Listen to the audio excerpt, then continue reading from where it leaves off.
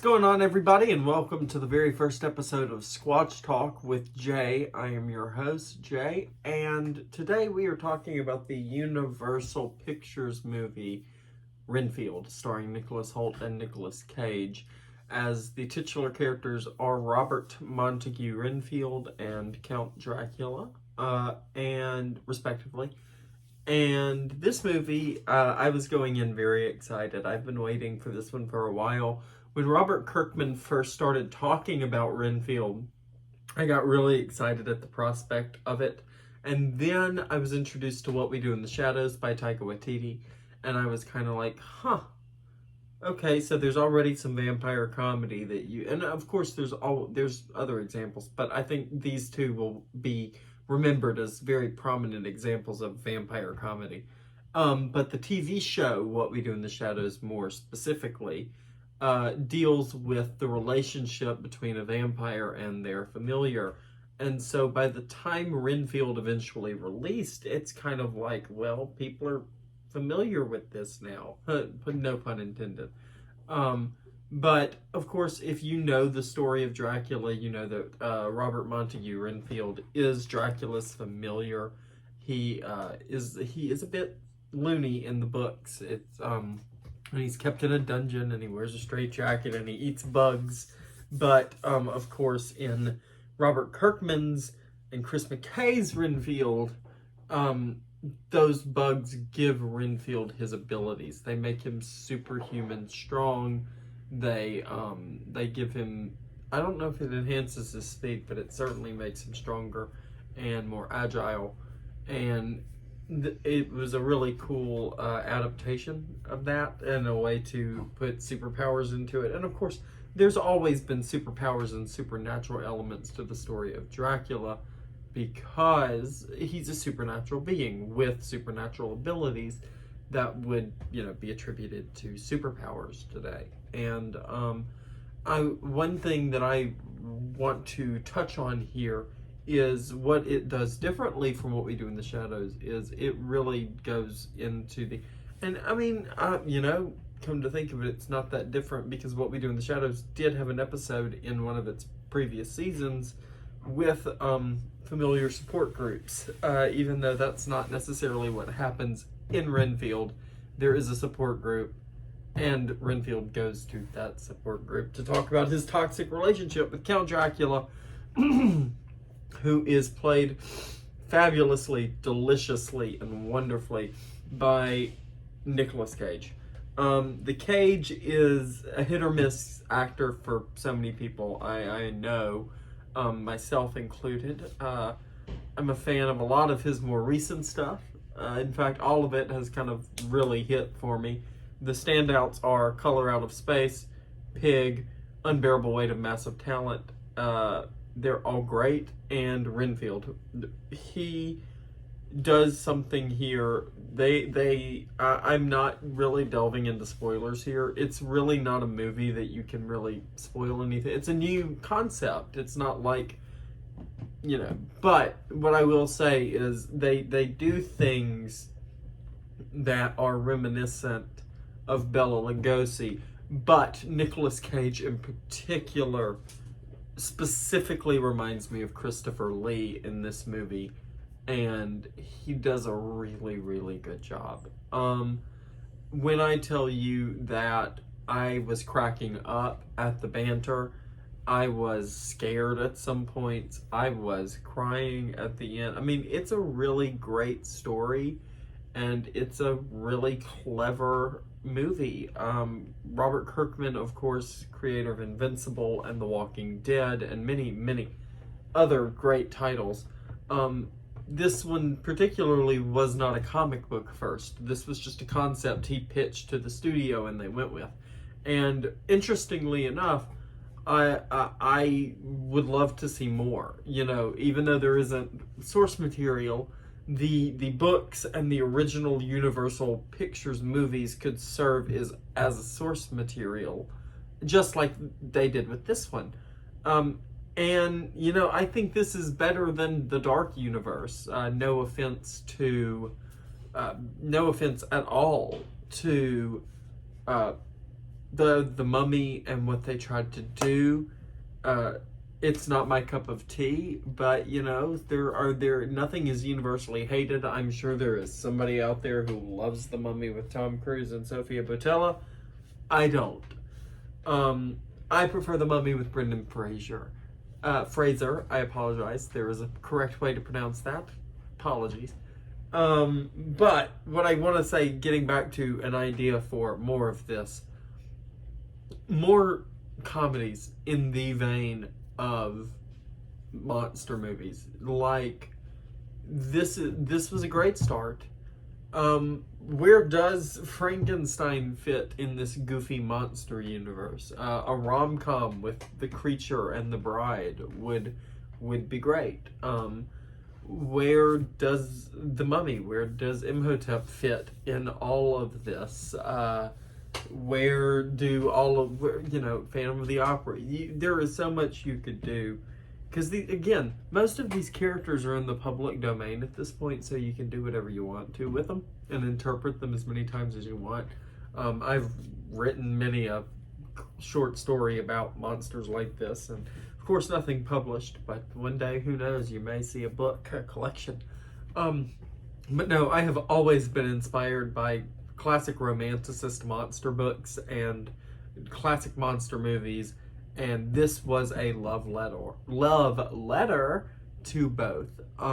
Absolutely wonderful time. I haven't talked a lot about her, but she is an acquired taste for many people, I have heard, and I am aware. I, for one, have always kind of been a fan of Awkwafina's, and so I thought she did a wonderful job here. She's funny. She's herself. She is absolutely, I'm not a liar. She is absolutely one of those actors that portrays the same type. And I will say that I think this is one of my favorite times that she's done so. I think my two favorites are this and Shang-Chi. Both are really great movies and have similar action style as well. You'll see if you see this one. And you have seen Shang-Chi and the Legend of the Ten Rings, which is an impeccable movie. Can't recommend it enough. Go check that one out. And so, Renfield, I believe, gives the potential for more storytelling. And I am not opposed to that storytelling, because you tried going dark and serious with Tom Cruise and Sofia Boutella and Javier Bardem and Johnny Depp and Russell Crowe, and they didn't like The Mummy.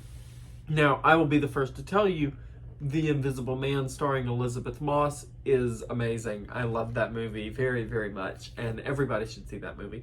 It is not beat for beat the Ralph Ellison, is that right? Ralph Ellison novel? I believe so. I may be wrong. Forgive me. I have read the novel once, only once. But it's different from the book, but it's a great retelling. It tells this perfect story about what gaslighting and narcissism and abuse really is like from a victim standpoint. And I cannot recommend that one enough. The Mummy, not so much. That one, Invisible Man, all the way. Go that way. But with this movie being kind of open-ended, and it does kind of feel final, but if you're a vampire lore, kind of person like me, you will know that there are ways to come back from where this movie ends. And I do believe that even if they don't choose that route, give me another movie set within this universe with other monsters. Creature, Frankenstein's monster, The Bride, all of it. I'm game, I'm down. Comedy all the way, make me chuckle. Monsters in human worlds. Putting an emphasis on the relationship monsters have between humans in an awkward sense as opposed to a dark sense is new. It is new and refreshing, and I'm happy to see that. And again, this is an existing character but the story being so original, being so new, it feels like something completely brand spanking new. And Hollywood, it's great. It's a great original take on the Dracula story, featuring wonderful references. And this is something I pointed out to my co-hosts over at Bearded Bear Entertainment. Wonderful references to both the book and the movies before it. And it even mentions things that happen in the book but don't necessarily happen in the original 1939 movie. So, you can't necessarily tell if this is a sequel to the Bela Lugosi movie or if it is just its own new thing. Personally, I'm inclined to believe it is its own new thing that takes more cues from the novel. And wonderful, wonderful references with names.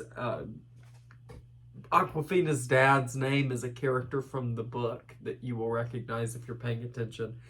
It's really sweet. And again, I can't praise it enough. I am going to personally give Renfield a 9.5 out of 10. I found it funny and entertaining and cute and gory. Oh, that is another thing. I haven't talked about that specifically, but this movie is gory like The Suicide Squad, not gory like Saw. It's one of those movies where you find yourself laughing at people getting their heads blown apart. It's awful, it's dreadful, but it's so cartoony that you can differentiate. It's not traumatizing. It's guarded by comedy. And it's horrific actions guarded by funny things. And of course, it's bad people, and just like any other comic book movie, they're just cronies and drones. So what does it, they make up for it. It's not awful bloodshed. It's really not. But sometimes it is, but only when it's necessary. And again, I implore you to go see this. I thank you for coming on and hanging out with me for this first episode of Squatch Talk. This one was a little bit under the time. It's about half of the runtime that I typically want to build up to for an episode. But I'm hoping as I branch into more this is just a movie review. But as I branch into topics and just sitting and spitballing with my friends about certain topics, then you will get your longer content. I want this to be as varied as possible.